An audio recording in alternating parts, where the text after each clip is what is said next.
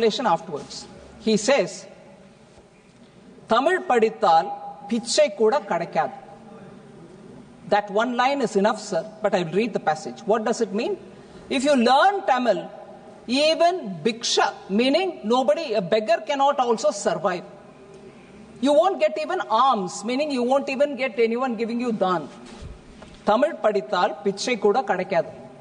Tamil padithadu pichai edupadai thavira வேற உயிர் வாழ ஒன்றுக்கும் பயன்படவில்லை என்பதோடு இதற்காக செலவு செய்த காலத்தை வேறு துறையில் செலவிட்டால் வாழ்வில் பயன் ஏற்பட்டிருக்கும் என்பதை 100 ஆண்டுகளுக்கு முன்பே தமிழ் கற்ற ஒரு அனுபவ புலவர் பாடியுள்ளார். பிரிய சகோதரி பவதி பிக்ஷாந்தேஹி, சரி கேட்கும் உங்களுக்கு.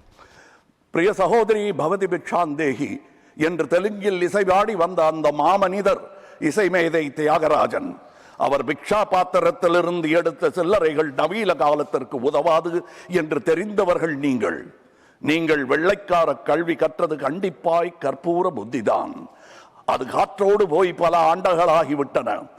அதன் பிறகு உங்கள் பிச்சை பாத்திரம் உருமாற்றப்பட்டது. பிச்சை குவளை பெரும் உண்டியலானது. அந்த உண்டியலை உடைத்து நிதி திரட்ட உதவுவோர் இன்று தமிழரை பார்த்து என்ன சொல்லுகிறீர்கள்? தமிழ் பிச்சை எடுக்க கூட உதவாதா? ஓரளவு உண்மைதான். ஒரு தெற்கத்தி அறிவுரை தங்காய், தமக்கென உங்கள் நீதியை திரட்ட ஆங்கிலத்தில் இந்தியில் பிச்சை எடுக்கலாமே. தமிழ் பிச்சை எடுக்க உதவாது, திருடவும் உதவாது. தமிழன் பிச்சை எடுக்க மாட்டான், அதுவும் உங்கள் பிச்சையை ஏற்கவே மாட்டான். தங்கச்சி, ஓட்டையும் நாட்டையும் இந்த கமலஹாசன் விற்கவே மாட்டான்.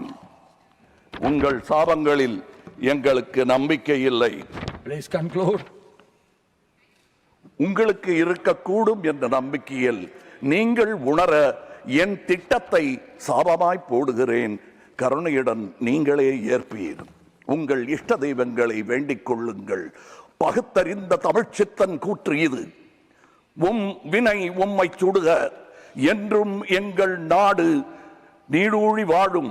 வினை உம்மை சுடுக, ஓட்டப்பம்பும் வீட்டை சுடுக. வந்தீர் வென்றீர் செல்வீர்.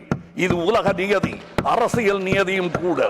வீழ்க வளமுடன், தமிழ் என்றும் வாழும் நலமுடன்.